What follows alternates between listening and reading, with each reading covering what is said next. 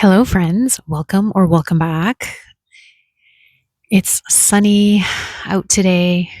It's quite beautiful and I miss it. I miss being outside. I miss the garden and just the tranquility, the quiet of being outside. So I thought it's so gorgeous out. It's finally warm enough to be out here, and much of the snow has melted. So, why not come outside for a little bit, soak up some sun? And yeah, I'm really excited. I'm excited to get the garden cleaned up. I've got quite a bit of pruning to do. All my roses that I put in last year. So those are going to be pruned very soon. And it's nice. It's nice to see some of the greenery starting to pop up right now. February has been a fun but busy month. And we're going to talk about what I read in February, some of the reading wrap ups. I got a lot of arcs, some of which have already been released, some upcoming ones. So, March for me, looking ahead, I am going to be reading more physical books, not so much arcs, which will be nice because I can knock off some of the books that I have at home on my TBR for so long. That'll be great to catch up on. Reading that I want to, finish up some of the series that I started. So yeah, that's just a little bit of, what's to come. Reading for February. First one I read was the Cherry Crush Flower Shop by Harper Graham. I gave this one 4 stars. It's about 330 pages. Release date was February the 10th.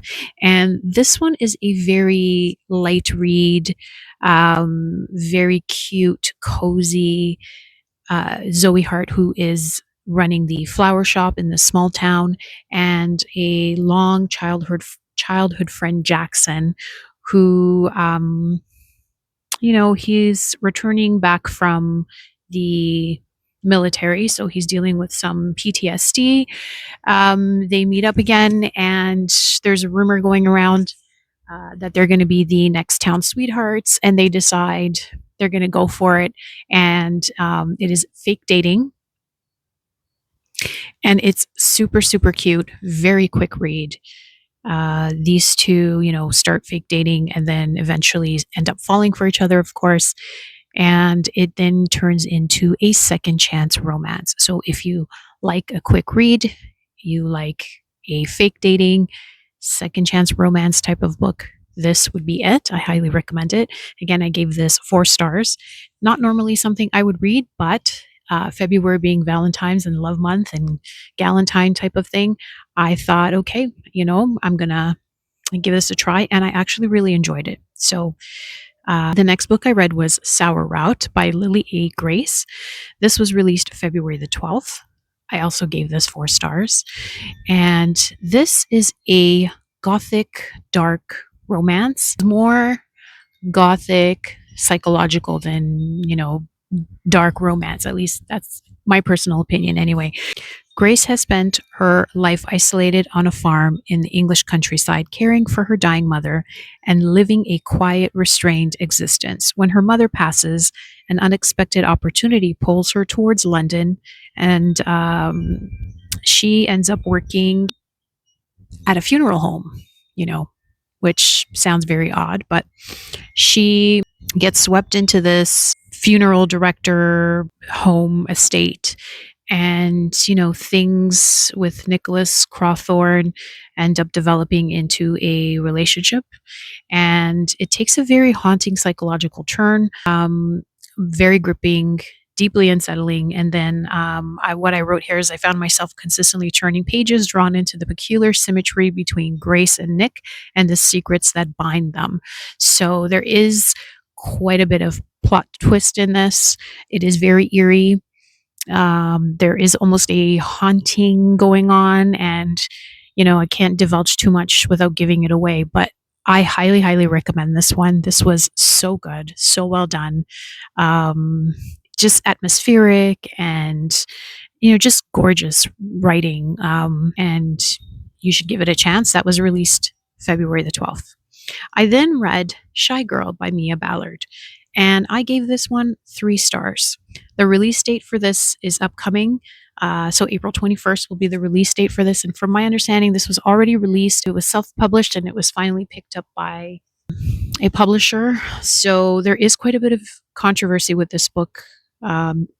And from what I understand, the situation, it has to do with the original book cover and the art that was used. That has since been changed and it's now being re-released with a new cover. And this one here is just very unhinged. I was curious to see what this was about. So gave it a quick read and I honestly had to put it down several times. It was gross. Like I physically wanted to throw up throughout this book. It's dark. You're curious and you're wanting to get into this one. I would say approach it with caution, read all the trigger warnings. And honestly, the trigger warnings, you could read all of those trigger warnings backwards and forwards and it still won't prepare you for what you'll find in those pages. Young girl who is trying to make ends meet. And so she turns to the internet to try and find a sugar daddy to help earn a living. And she meets a very dark individual, wants to contract her to become his pet. And so this is very much a dark fetish scenario where she initially agrees to it and is performing very well.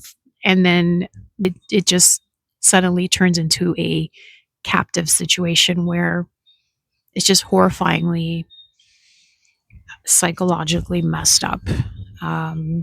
She's subjected to all kinds of nasty situations, everything from what she's eating or what she's being fed to not fed, to starving to anyway, it's a lot. My problem with this book, I only gave it 3 stars. So did it do what it actually was meant to do? Yes, it's gross. Yes, it's psychological. All of that. I think that was well done. For me, on a personal level, reading this book, I didn't connect with the character at all. I was perfectly okay putting this book down, walking away, and never reading it again. But I am not one to easily DNF a book. So I pushed through, I read it, got to the end, and it was kind of like, okay, I can move on now. The lack of, I think, the emotional connection in this one didn't do it for me. It was more like, you're being told what's happening. She barks like a dog. It's a woof through a lot of this. You don't really get, the emotional aspect of it. She's telling you she misses her home, she misses her life, she misses her family. And you could pretty much guess that someone in that situation would, but there's no like emotional depth to it. It doesn't go beyond the imagery of describing the horrific scenes and subjective things that she's exposed to. So that for me did not work. And that's why I gave it a 3. So I would say proceed with caution if you want to read that one. I then read Cupid is a Liar by Alexis Davis, and I gave this one 4 stars. This was released February the 9th. This was really good. I devoured this one. It is a novella. It is short. It's focused on Valentine's Day, and it's guy next door who turns out to be the stalker, and morally gray, and then the hero at the end, and they absolutely fall for each other, which I really loved. And our main POV, she's getting ready for a Valentine's date. Her date, turns her down, and she's not taking shit. She's gonna go and see and tell him how she feels about it. And yeah, the story unravels so I can't go too much into depth in that story without giving the plot away. But I love Lexi Davis's writing. I love all her books. They're very entertaining. They're funny. There's banter, kick-ass main characters. It's fantastic. I then read Reaper and the Waiting by January Sun. And this one This one was actually, so The Reaper and the Sun was actually released October of 2024. So it is not a new release. I gave it 5 stars. So this is a manga. It's beautifully, beautifully illustrated, like just dreamy illustrations, full color. Uh, the story is just so heartwarming. And it's the story between these two characters who are trying to re-find each other after, lifetimes of love and mistakes and tragedy. And the Reaper finds this character, this spirit, which is called the Waiting. And Waiting is trying to get him to remember their previous life together and their love. And he's not allowed to give anything away or even hint that there's something for him to remember. So it's just kind of the two going along in the story, and the moments that kind of play before their eyes on some of the things that kind of trigger the memories. And it's so beautifully done. It is short, but it's exquisite. It's a tender, timeless story that lingers beyond those last pages. Like, it's just, you know, you're going to want to read more for sure. I then read The Veil and the Vow by Serafina Furtado. The cover really caught my attention. I think the art cover was beautiful. And then the premise of the book really got my attention. So I'll just give you a bit of what it said. It said, a knight bound by faith, a sorceress bound by secrets. Together they must infiltrate a deadly fae court and confront a soul-stealing prince before desire destroys them both. So it says it's The Witcher meets Serpent Dove and Mistborn meets Crimson Peak. It is a dark fantasy novel with forbidden romance, soulbound magic, corrupt institutions, and elven political intrigue. All of that, yes. My only issue with this was the way the style and the writing just didn't do it for me. Like, it was beautiful. It started off really well. And then I found that I was just struggling to understand the meaning behind the beautiful writing itself. So it just took away from the actual storyline for me. It was very distracting.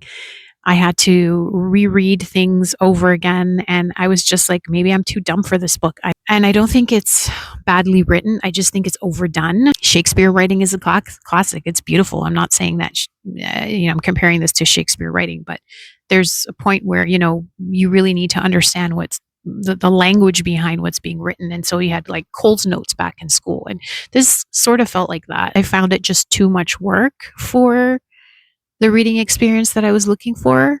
So for me, it just didn't hit the way I thought it would. So I gave it 3.5 stars. But I think if you really love Rachel Gillig writing type of book, I mean, that's what comes to mind right off the top of my head. I think if you enjoy Rachel Gillig's writing and the poetic prose in there, it's beautiful. She's a beautiful writer.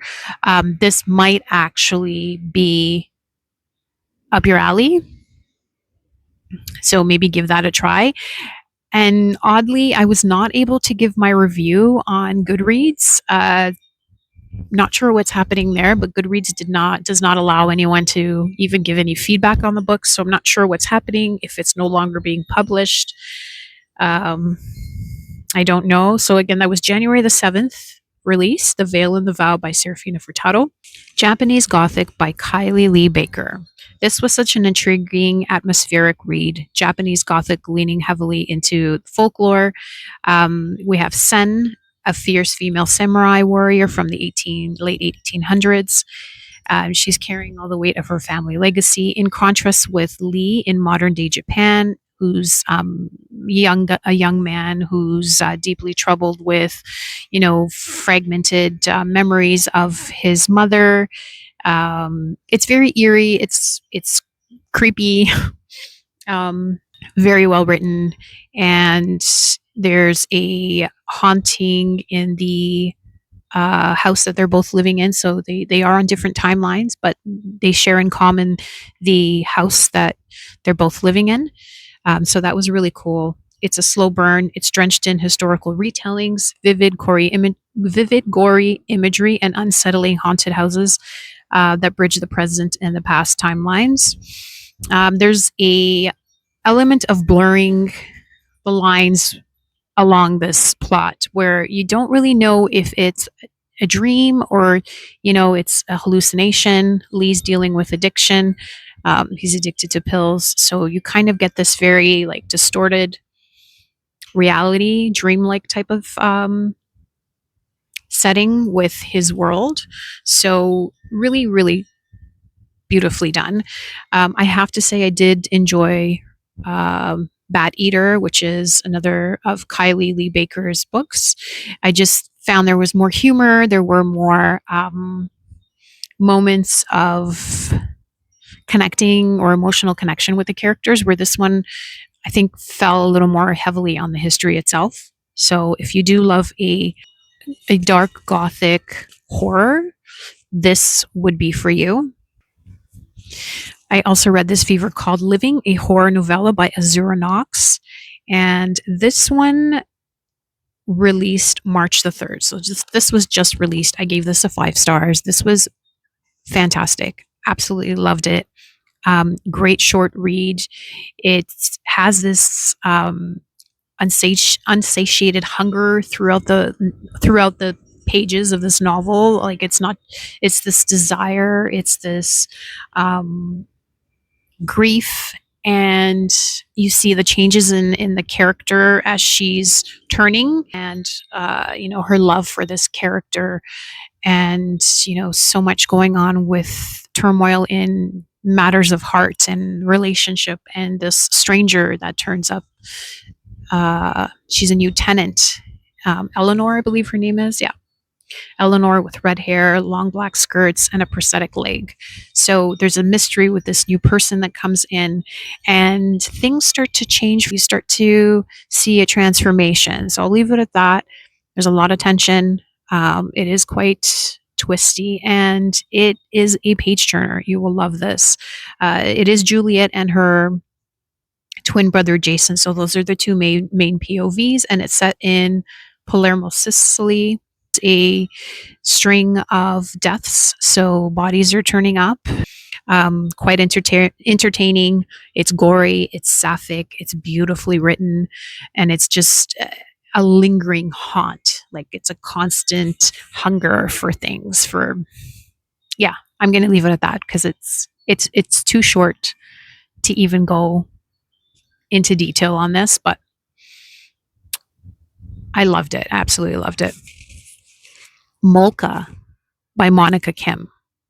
I was ecstatic to have gotten an early arc of this. Excited to read it. Absolutely loved it. It was a 5 stars for me. This is probably my favorite read for the month of February. So this fever called Living, a horror novella, and Molka were just the top reads for me for February. So I'm so happy I got to those. Molka is going to be released April the 30th. So it is an upcoming release. Disturbing, uncomfortable, in the best of ways, and I think she did a fantastic job in taking a situation of concern and is actually based on something that's happening in South Korea, and not just South Korea but all over the world. It's just written so well. It's horror, but horror done really well, I have to say. It is dark. This is, I wrote, Kim doesn't shy away from the horror, the voyeurism, sexual exploitation, and stalking elements that are depicted with chilling intensity.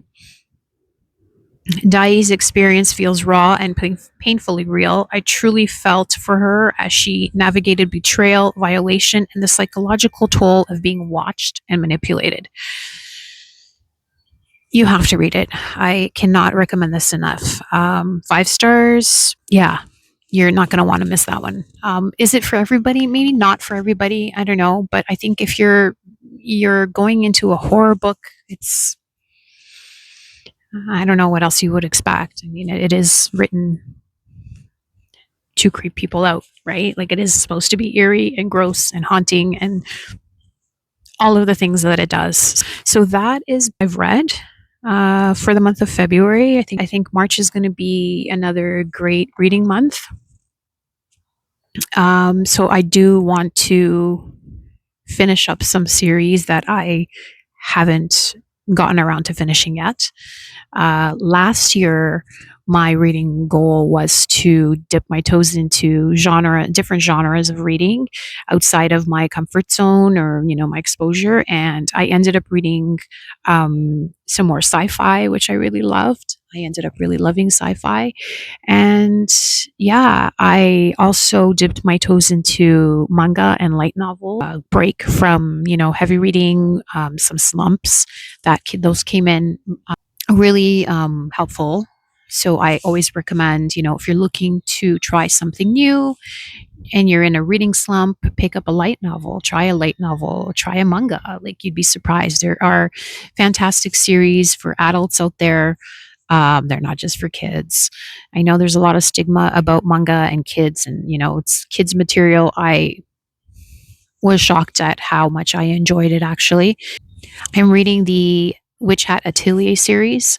I am about 10 books in now.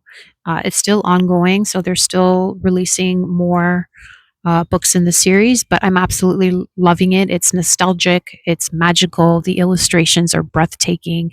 And yeah, I will probably do a video on some of the manga series that I have been reading. I was reading a lot of thriller mystery books at the time, and I was finding, they were great for the most part, but I felt like they were starting to sound very formulated, predictable. So I grew a little bored of reading, and I picked up manga and went into the light novels, and it's been great since. I hope you were able to stick around this far. If you have, thank you.